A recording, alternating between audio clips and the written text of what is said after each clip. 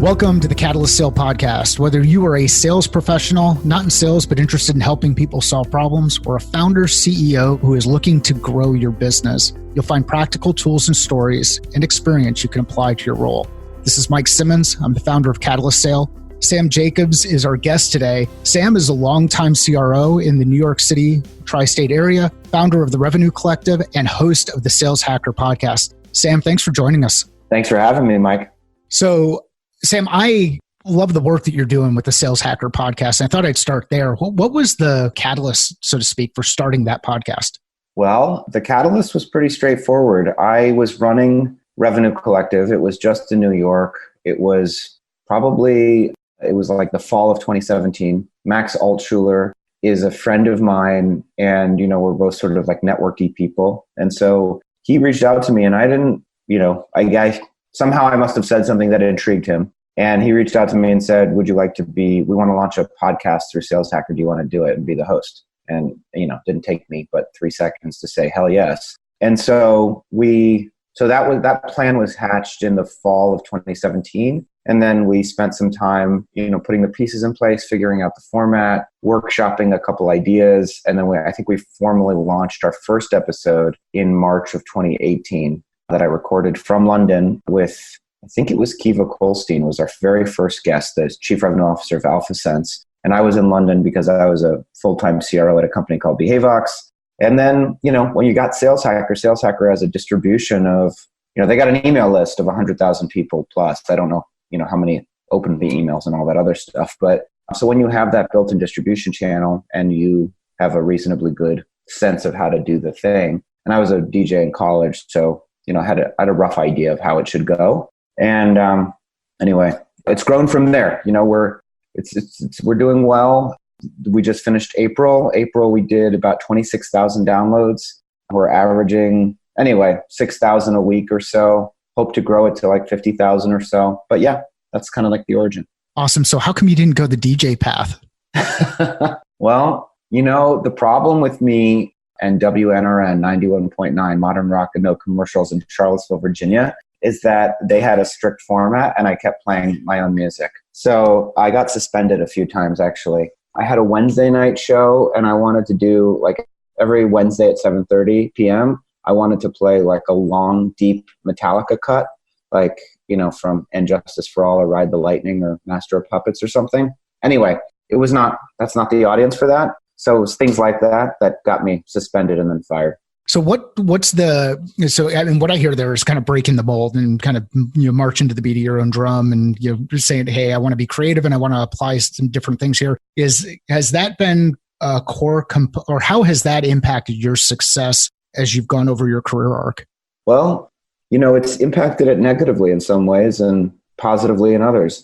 My career arc is I'm not really well suited to work for other people. That's just true. And yet I've been working for other people up until, I left BehaveVox in December. And so I've been doing my own business full time since December. So it's only, month 5 or something like that. So to answer your question, my streak of independence, my problems with authority, coupled with the reality that I'm reasonably smart, means that I go into companies to help them grow, but I struggle oftentimes with the founder because I sometimes co-opt the vision or I try to put my own stamp on things, probably to a degree that's not healthy. And that inevitably puts me into conflict with the people who the company really belongs to. So that's not like there's positive ways that it's impacted my career. I'm fairly creative. What I really am is a good mimic. So I'm really not that original, but I'm really, really good. When I spot somebody else doing something interesting or insightful or clever, I can copy it. And, within a couple of hours, it'll feel like my thing, even though I'm stealing it from somebody else. But to answer your question, the way that it's really impacted me, the streak of independence, is that I get fired a lot. Awesome. There's a Marie Antoinette quote out there, which is something to the effect of there's nothing new but what we've forgotten. And, I think this ability to take information quickly, synthesize it, and start applying it in different contexts is really powerful. One of the other things that jumps out at me, though, as you were describing that is, and as much as those founders might get frustrated with it, your additional perspective will help them overcome certain biases in their business. Is that a fair assessment? Yeah, I mean, I think it's fair. Listen, I'm probably helpful. I think my best use is either as a consultant over the first with like a 3-month contract. I'm being very, very honest right now, or as a board member or as an advisor. Because the thing, again, this is just, yes, founders sometimes think that they want the truth and they want to be told exactly the way that the world is. I think that, but nobody likes a pain in the ass either. And I'm the kind of person, like the first time you hear me speak, it's really interesting. People don't really speak like me all the time. And so I like present information in some new and interesting way. By the fifth time, I'm starting to irritate you, and I'm being a little self-deprecating, but it's really that I'm presenting information. Sometimes it's useful to have like the critic, the ombudsman, but sometimes it's not. And particularly if you're a founder that needs some kind of unrealistic optimism, I think some of my cynicism may not be particularly helpful. But again, the thing about the real truth of it is that when you work for a founder, it's their company. It just is. And you must work in service of their vision. And that is again, a fact. That's the way the employment laws are written and all that other stuff. But the structure must be that you work in service to them. If you are not comfortable doing that, you're just going to constantly be at odds. So there's a group of people, they just don't need to be the boss. And it's not as much of a personal threat or personal challenge. They don't have like an emotional reaction to like other people asserting themselves over their ideas. And I kind of do. It's not something I'm proud of. It's not a good trait. It's not a good quality, but it means after 16 years that, I've probably found the right job for myself at this point, because I like debate. I like feedback, but sometimes I just want to make the decision and go. And the best place to do that is as a founder. So I've said, what I've said is like, this is the least risky decision that I've ever made, is to work for myself.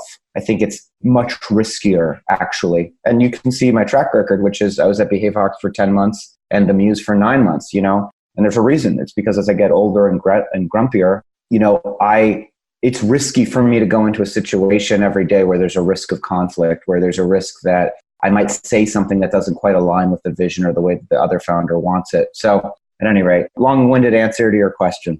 Well, no, an awesome answer to the question, because I think there's a lot of people that are out there that struggle with the idea or with self-awareness and being comfortable with that. Two of my biggest challenges have been ego and loyalty historically over my career. I've stuck around organizations a little bit too long, and I've let ego get in the way of making poor decisions. And hopefully as my hair gets a little bit grayer and the wrinkles start coming in a little bit more, I've gotten better at it. Let's talk about the Revenue Collective, this thing that you started building, and where it started, how it's evolved, and where you're going with it. Okay, sure. And by the way, Mike, I don't think loyalty is a bad thing. I think most people leave or give up too early. So I think the sticking around too long is frankly better than leaving too early, because things take time to build, in my opinion. Yeah. So here's the thing that triggered it for me when I realized, hey, you know what? I think I may have stayed in some of these places too long. And granted, I've gotten a lot of really good experience by doing it, but I used to work at UPS. I was in operations at UPS, and I would go absolutely crazy. If anybody has ever seen the movie Castaway, and Tom Hanks is going through that couple of minutes at the beginning related to FedEx, and they're talking about the focus of the clock, that really represents what it was like working in the air operation at UPS very well. Anyhow, I would get stressed out about it. I left the organization, joined another company, got into ed tech, and then had a child. I bring my then 3-year-old or 2.5-year-old down to the airport so that he could see the airplanes. And as we're watching the air operation, I see them struggling with the same things that I was stressed out about 2 to 3 years earlier. And I thought, wow, I can't believe I had that level of intensity around the air operation. And the reality is they're still dealing with the same things over and over again. So I think the loyalty piece is more about, if I've already learned all of the lessons there are to learn in that environment, be comfortable with moving on. At least that's the lens that I say that through. But yeah, to your point, people they quit too fast. Why do you think they quit too fast? Why do you think they quit too early? I think there's a lot of bad information out there. And what I mean by that is, here's something I've been thinking about a lot recently. Yep. They tell people fire fast, hire slowly, fire fast. And there's this idea, there's just an idea out there that permeates the world that people are unchangeable, that people's character and skills are more innate than learned. And as a consequence that, training, development, investment aren't useful. They're not positive ROI. A lot of people talk about training, onboarding, enablement, particularly in sales. But then, so for example, I just came from a workshop where we were talking about this. The question is like, what percent of a person's success in a role is attributable to their innate characteristics and qualities, and what is attributable to training and development? And I think most people go into it with this idea that like 80% is skills. And then I think back on the people that have been the most successful that have worked for me. A large number of them were almost fired. Like a large number of them where we'd basically given up on them. And, there's a guy named Sam Slevin who runs account management for the Muse. And he's a vice president. He's incredible. He's probably one of like the top employees at that company. He's first worked for me at Axial, and I hired him as a salesperson from FactSet, and he was not good at it at that, back then, this is 9 years ago at this point. And we were very, very close to saying, this isn't a good fit. And then we put him into a customer success role, and all of a sudden he thrived. There was a sales manager, a guy that runs a company in Oregon. His name's John Schoaf, the best salesperson I've ever worked with. He is a very strange guy, but a very thoughtful, cerebral, smart, interesting person. Anyway, he was, again, on the precipice of leaving the organization. We figured out a couple things. We continued to sort of give him the time to develop. And he ended up being, again, one of the most accomplished, just the amazing quality of thoughtfulness with persistence and intensity that I've ever seen. Closing, he closed 11 deals in one day on the last day of the quarter, when I was at Axial at one point. So the point I'm making is that I think we're taught that most people aren't coachable, that people can't change, that development doesn't really happen. I'm not sure, as I think about it, that that's true. I think we need to have a little bit more patience. And I think that, like I just mentioned to you, I think good things take time to build. Now, so I just think it's a culture of impatience. And I think that there needs to be an offsetting counterbalance. I do want to get into the revenue collective discussion. We will get there, but I want to keep taking this a little bit further. So, okay, so you go through this process and you realize, hey, you know what? Someone just isn't the right fit in a given role. They're struggling. Whether they're struggling and it's clear that they're getting ready to leave, or it's clear they're a part of your team and it's time to move them on. What's the process look like as you go through and evaluate time, energy, investment, need, identifying fit? What does that process look like for you as you start to say, hey, you know what? Maybe it's not the person. It's just the person could be in a better role and we need to evolve for that. What does that look like to you? Well, I think it's really, really hard, and I work at high growth companies, like I'm sure many of the people that listen to this podcast. And so there's just a level of impatience of make the call quickly. So I don't have a great answer. What my sense is that I understand, I guess in general, right? I guess in general, we hire too many salespeople. We don't invest enough in the product and in customer success. We are too focused on revenue growth too early in a company's development. And so we feel a tremendous amount of impatience to hit the number. And that translates to a lack of tolerance for uneven or inconsistent performance for the individual. I think the first thing, there's this great book, First Break All the Rules, which is one of my favorite leadership books. And I think there's 12 or 13 rules or guidelines about how to create like a high performance environment. But the first one is, there are 12 questions I believe that, you have to answer. The first is, do I know what's expected of me in the role? That's the very first question. And then the second question is, do I have the resources required to do what is expected of me? And I think that those first two questions get skipped over a lot of the time. And so what I try to do is, I'm not a huge fan of PIPs, of performance improvement plans, and of sort of putting somebody on a plan, although a lot of my friends and colleagues have had great success. So I will admit that I'm not an expert on it. But my preference and the way that I prefer to handle performance management is first to just make very, very clear, this is what's expected in the role. And then give them, a red, yellow, green. Like this is how you get fired. These are my core minimum expectations. And, oftentimes when I'm working with first-time managers, I'll say, okay, let's develop like the core minimum requirements. These are the things that if they're violated, the person gets fired. And they'll put in aspirational goals. And I'll say, no, you're not going to fire. If you're really going to fire somebody, if they're 5 minutes late to the morning huddle, okay, but you got to do that. Otherwise, don't put it in there. What would actually cause you to fire somebody? So then we go through that exercise, and then we say the yellow is, these are the core expectations. This is what the job looks like if you're satisfactory. And then the green is, how do I get promoted? So then we outline those expectations. Now, hopefully you've got like a defined interview process and a defined onboarding process and a defined ongoing enablement process that helps put people in the right roles. But a lot of it obviously starts with understanding what are the qualities that lead to success in the role and evaluating those qualities and then putting them in, again, onboarding and development. So much of it relates to the financial performance of the company relative to the hiring plan, relative to how much you invest in training and enablement. For example, what is here's a pet peeve of mine. A pet peeve of mine is the CFO building a revenue plan that is headcount driven, which is not how revenue plans should be built. And then they're trying to be like sophisticated. And so they're like, well, we'll do a 5-month ramp. And so a lot of the negotiation between them and the head of sales is how quick the ramp should be, which is just, again, all of it is sort of, I get it. It's venture-backed businesses. These are unnatural growth rates. But so you're in a horse trade with your CFO about how quick the ramp should be. And then what they want to do is they say, okay, let's have them be 0% in month 1, 20% in month 2, 40% in month 3, 60%, et cetera, 60, 80, so that like by month 5 or whatever, month 6, it's 100% attainment of goal. Okay, well, how does that actually work? Let's say we have a 3-month sales cycle. All right, so if you assume a 3-month sales cycle and the person is fully trained, the day they start, we give them the hot leads, they will still not make a single sale on average until the end of month 3, right? So like month 4, April 1st, if they started on Jan 1, right? So you can't make 20% of a sale, right? So most ramp plans should be 0, 0, 0, like probably, 4 months of 0 and then like 50%, 100%.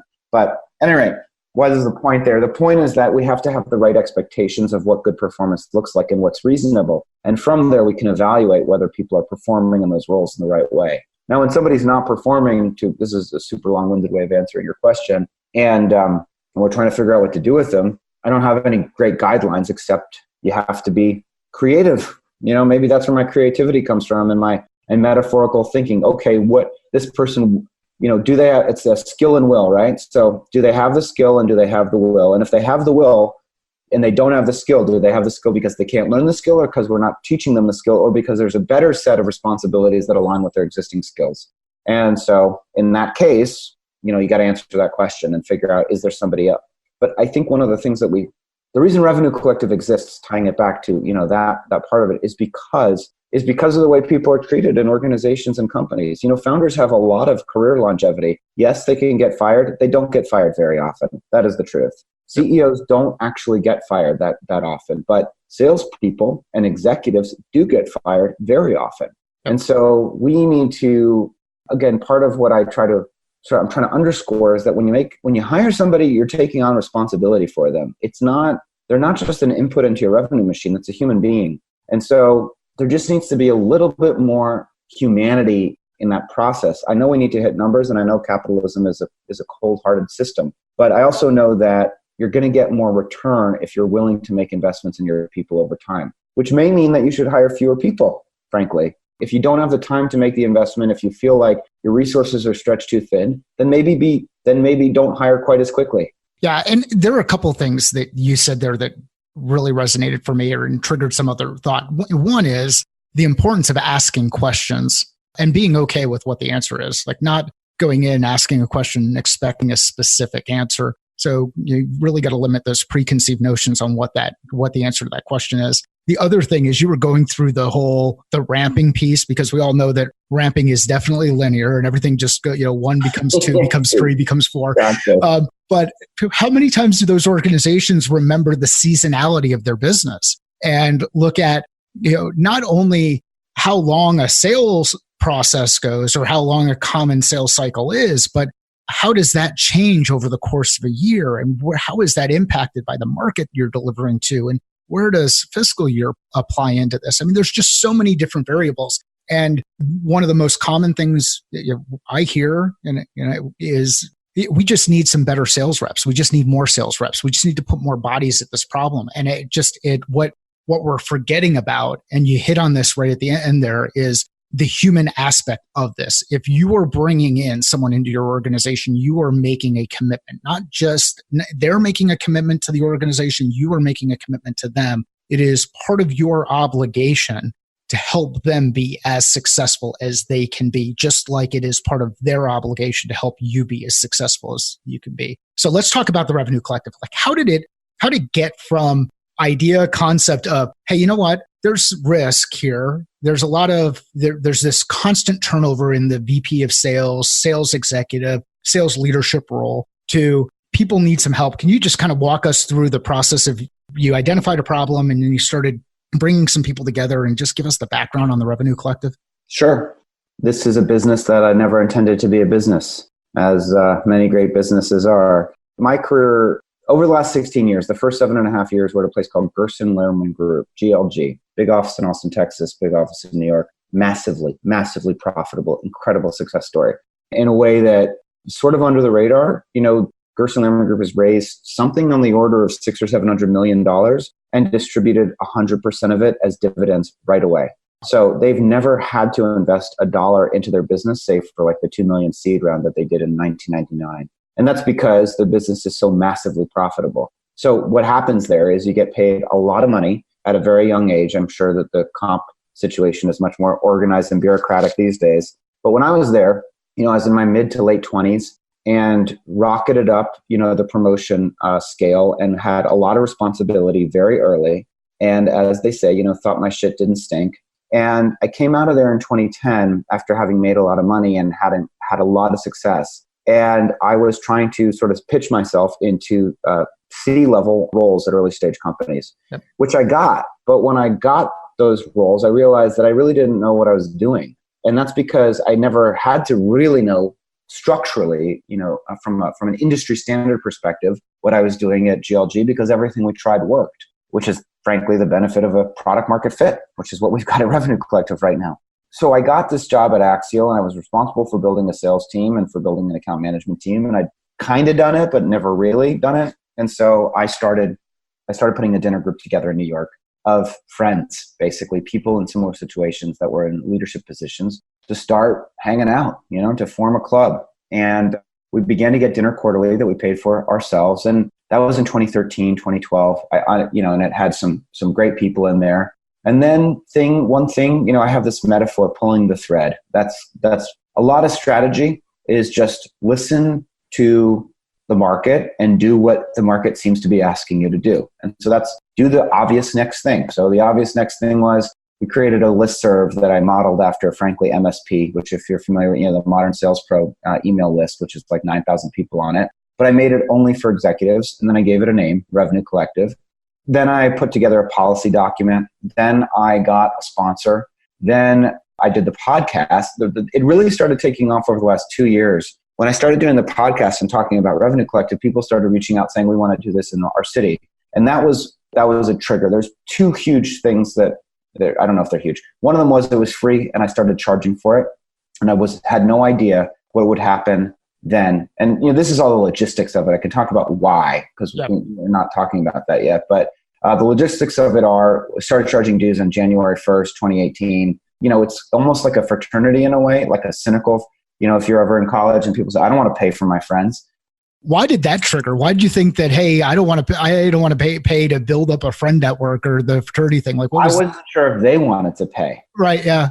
I mean, because if you're being cynical, right? Like the cynical person that shits on everything would say, why are you paying to be friends with Sam? You don't need to pay to be friends with Sam. You can be friends with each other without having to pay Sam. That was, again, now the reason is because I was doing a lot of the work of organizing and creating the community and moderating the community and cultivating the community. I was doing that, and that is the value. The value is that it's not like a playground with a bunch of 3-year-olds running around. It is a cultivated garden, so to speak. Everything, we're trying to make it intentional. But at any rate, that was a big inflection point. And the second was people started reaching out to me from all over the world and saying, we want to do this in our city. And that was a little light bulb. And I said, great, let's figure out a model where we can all align with each other in some kind of way. So that's what's been happening. Fast forward to today. A few things have shifted, but really the core theme is the same. One thing that's shifted is that the virtual part of it has moved from email to Slack. Slack has a bunch of benefits. One of them is that there are channels. So if you're a marketer, because it's not just sales leaders, it's revenue leaders, it's customer success operations, marketing, and sales.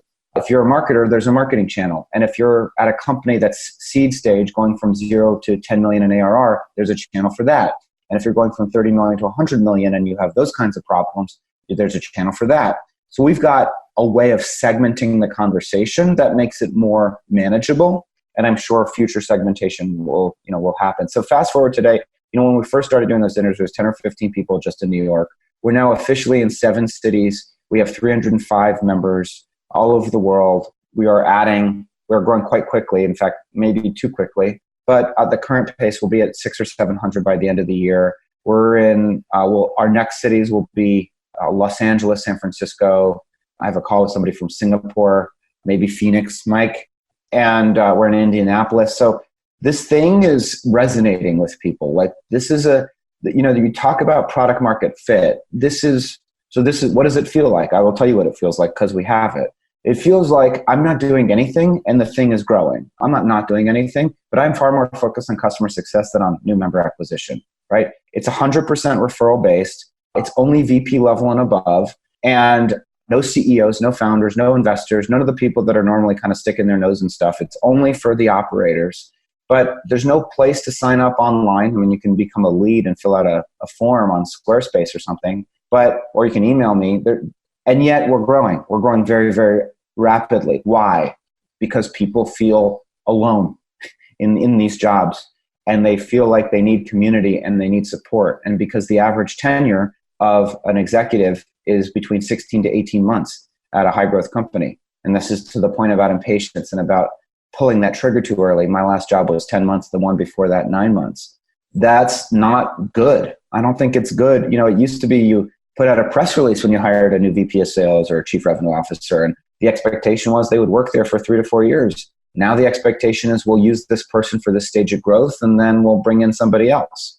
And it's not per se bad, right? It's not bad on its face. I don't have like a moral objection to it. It's not structured the right way. That's the problem with it. This is a real world experience from one of our members that I had drinks with last night. He has product market fit. They are doing great. It's an incredible company. He joined at around 2 million in ARR. They're going to get to about 9 this year. 2 to 9 is awesome.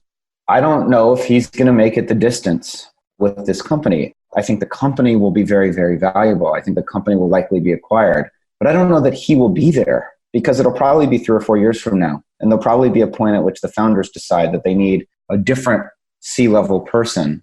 This is potential. I don't hope that this happens, but this is something that may happen. So money is made at the end, typically, right? That's when the money is made, when the acquisition happens. So this person will have, but what is the value that this person has created between 2 million and 9 million?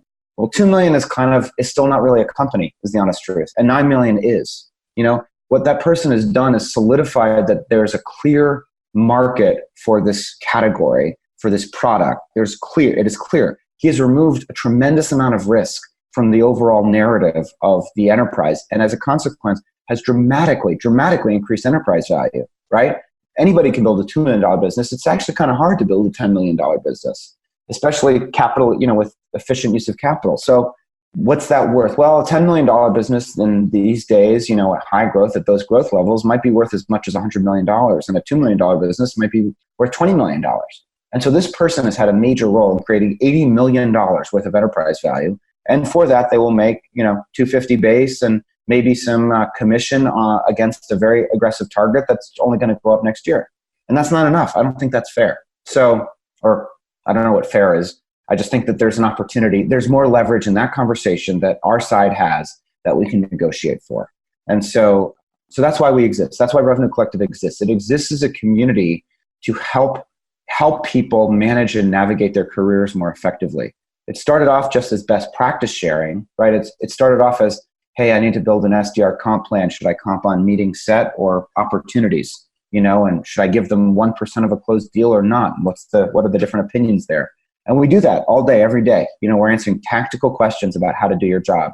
But more importantly, for me at least, what I think is that I want to be a career enablement platform. That's what I call Revenue Collective, a CEP, if I had to build a category. But the point is, I want to be with you through the ups and downs. I don't want to just be with you for this company. I want to be with you for all of your companies. I want to be with you for 15 years. And I want you to feel like there's somebody in your corner that is going to help you. Not just somebody, there's thousands of people in your corner, that we can create a common set of values for revenue executives, and we can all come together to help each other. Because I don't believe in zero-sum outcomes, right? It's not that every time I win, you have to lose. I want to create a situation where we all can win and where we can help each other, and where we can level the playing field a little bit and have a different conversation about compensation and about wealth creation and about the value that we contribute to these organizations. So that's what we do. That is absolutely awesome. And one of the things I'd like to build on is this idea of community. And it seems like everybody wants it, yet so many people feel like they're out on an island and by themselves. So why is there this gap between people wanting and needing and thriving in community and those who sit out and just kind of stay by themselves and say, wow, I'm the only one dealing with this? Like, why is there that chasm between those two? I think the chasm is that people don't know where to start, as with anything, and they put too much, thought into it, to be honest with you, right? Like, what did it take to get this thing going? I decided to have a dinner. Hey, anybody want to go to dinner? Great. Let's all meet at Rosie's at 8 p.m. on Thursday, right? That's what it takes to start a community. So that's kind of one part of it. The second part of it is, Groucho Marx's line, I wouldn't want to join any club that would have me as a member. So I think people need to know that there's the right caliber of professional. They don't want to be the best person in the club. They want to be the worst person in the club. They want to kind of be wondering, how did I get in? But this is amazing. And so you need a certain quality. You probably need somebody at the center of it initially. The thing starts to grow on itself and build upon itself. But you need a few key people at the center of it initially that people respect and that they feel have depth, that they feel like they can learn something from. So that if it only becomes that one person marketing their ideas out to the rest of the people, maybe there's still some value there. And then there needs to be commonality. There needs to be the same type of problems and the same type of challenges. And if it's too heterogeneous a group, it's not really a community. Yeah. So, and particularly this is true for executives. There's plenty of SDR meetups and enterprise sales meetups and all these kinds of meetups, but those are for more junior people, and there isn't something for the VP of sales, the VP of marketing. Where can they go that they can feel safe and protected?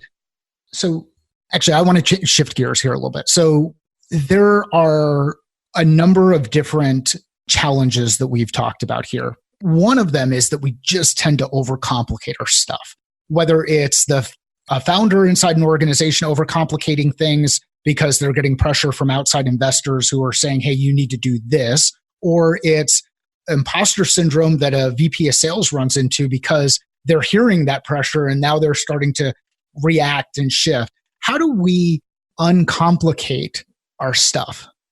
The conversation that needs to happen partially amongst all of us in a one big room, and when I mean all of us, I mean the investors, the founders, and the revenue leaders, is we have to have a conversation about what are the ingredients, what are the indicators that we are actually ready to grow quickly.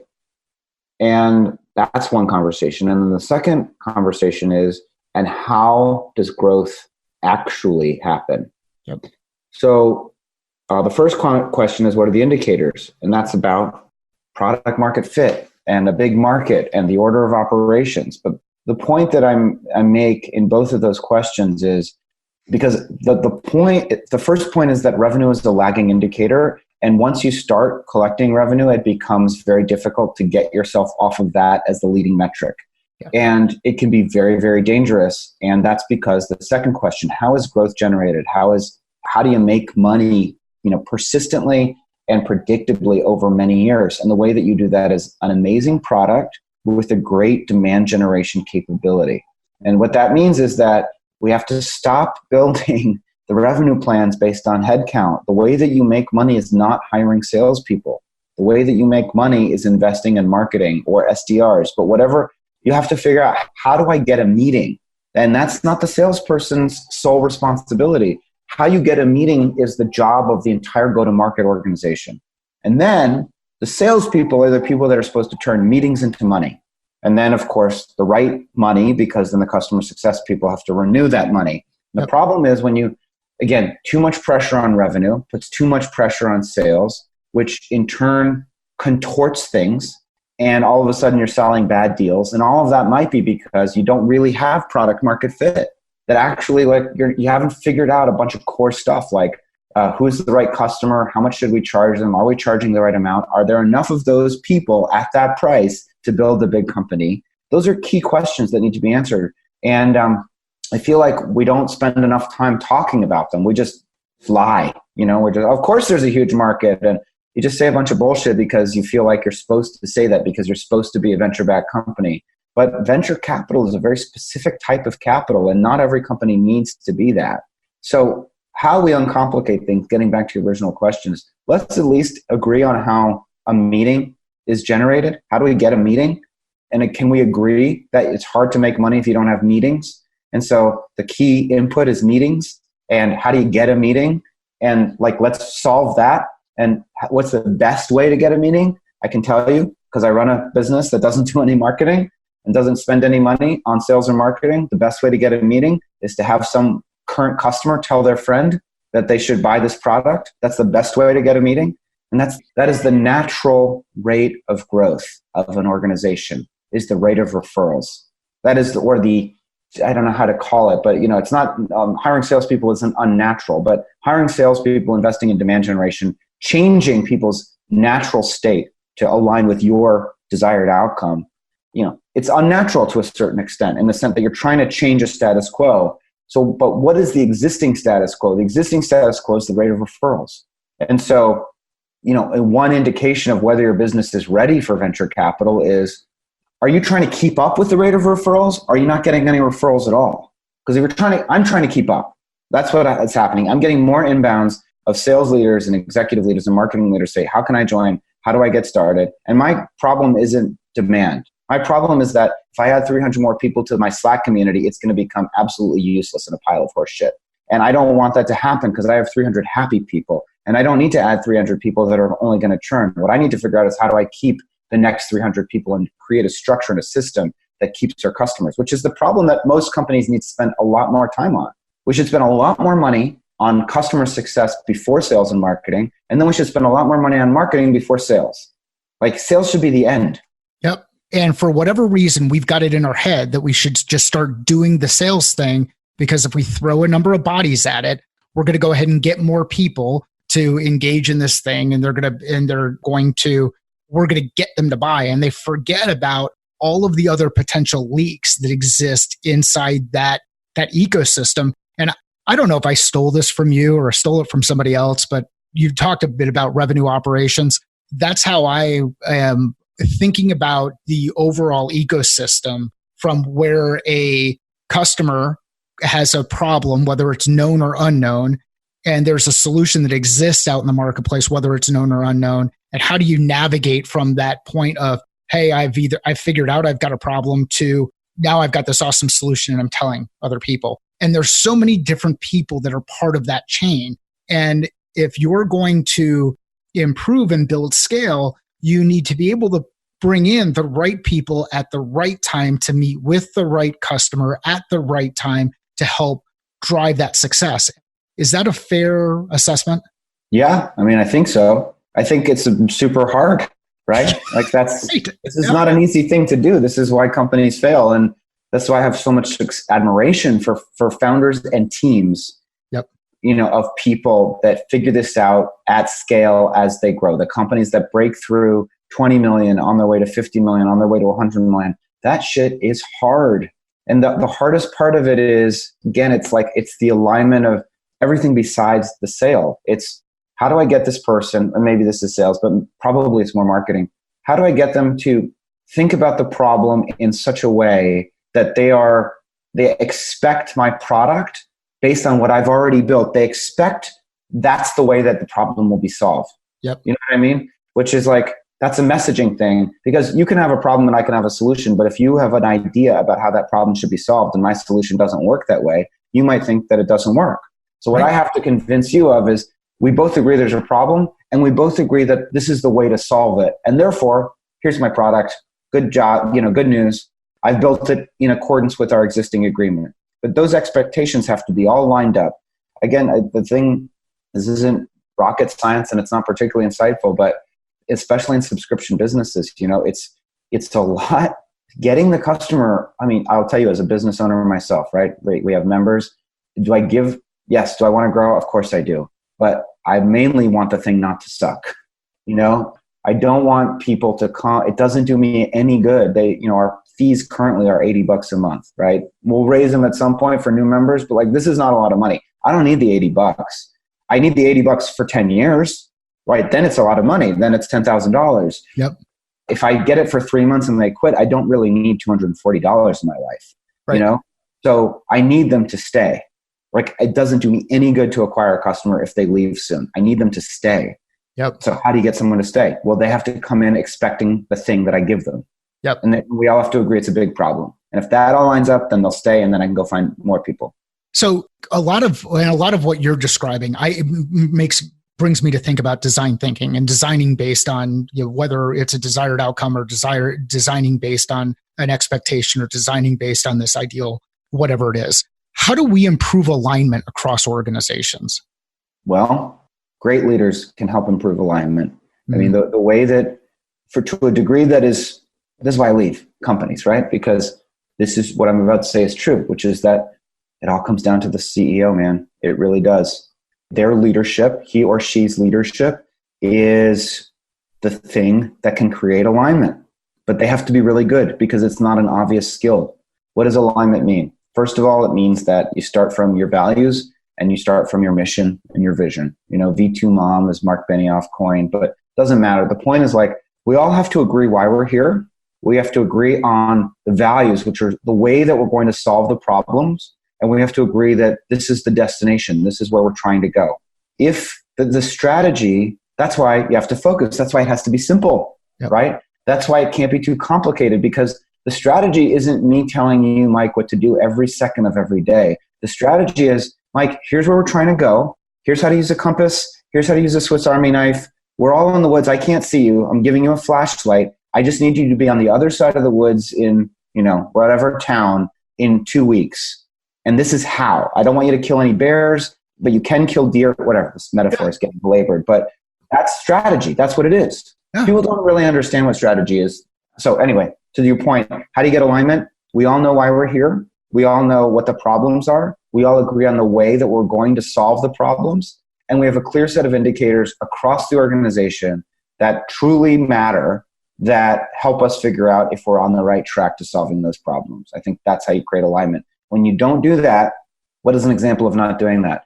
Marketing's goal is MQLs, but sales goal is revenue, right? Yep. Engineering's goal is number of items shipped, and the customer success team's goal is number of tickets cleared.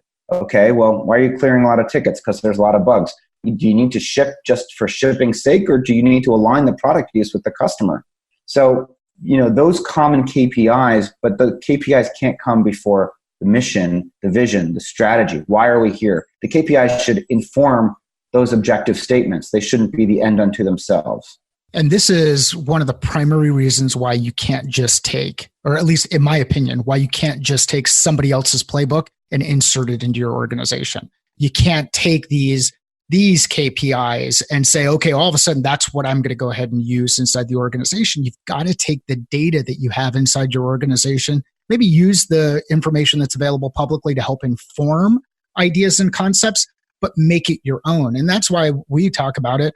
Sales is a thinking process. Organization development is a thinking process. Organization enablement is a thinking process. Enabling others to be successful, helping them, giving them those boundaries. Like you just said, hey, here are where the white lines are on the field.